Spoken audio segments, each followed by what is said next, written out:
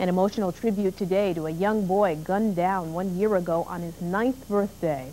Friends and family of Jermaine Gothigan gathered together on Weaver Way, the Roxbury street where the young boy lived and where he was shot and killed last year as he celebrated his birthday on Halloween. Today, friends and relatives shared memories, music, prayers, and poetry. That I did. There's something about this pain. Perhaps it's the thought that I just cannot put my finger on it. There's something about this pain. Perhaps it's the feeling of losing a child or a nephew. There's something about this pain. It makes me wonder even if time will ever end it. A 16-year-old boy is accused of firing the bullet that killed young Jermaine.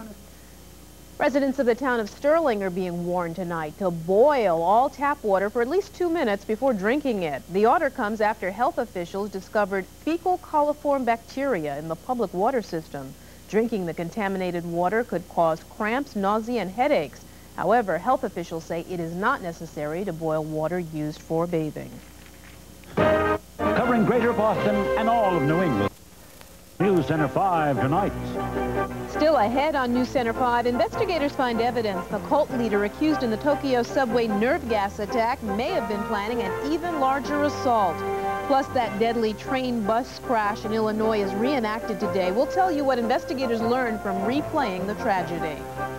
And the fall chill is spilling into New England. How long will it last? Well, the complete forecast is straight ahead, so stay with us.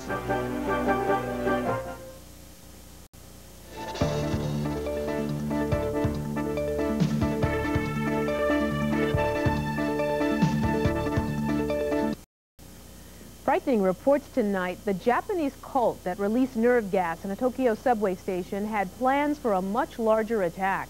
U.S. and Japanese investigators say the cult built laboratories that could produce 50 tons of nerve gas a year.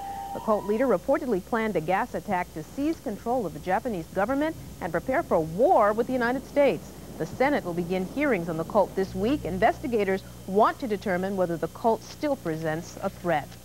Checking national news now. Investigators in Illinois reenacted last week's deadly train and school bus crash this morning. Federal investigators put the train involved in that crash that killed 7 teenagers back on the tracks, and they drove a school bus onto the tracks to study conditions before the collision.